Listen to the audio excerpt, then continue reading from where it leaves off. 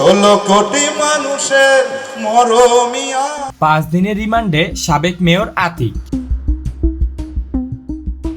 ঢাকা উত্তর সাবেক মেয়র আতিকুল ইসলামকে রাজধানীর উত্তরা পূর্ব থানার হত্যা মামলায় জামিন নামঞ্জুর করে 5 দিনের রিমান্ড দিয়েছে আদালত। একই মামলায় আইনজীবী মমতাজউদ্দিন আহমেদ মেহেদীরও 3 দিনের রিমান্ড মঞ্জুর হয়েছে।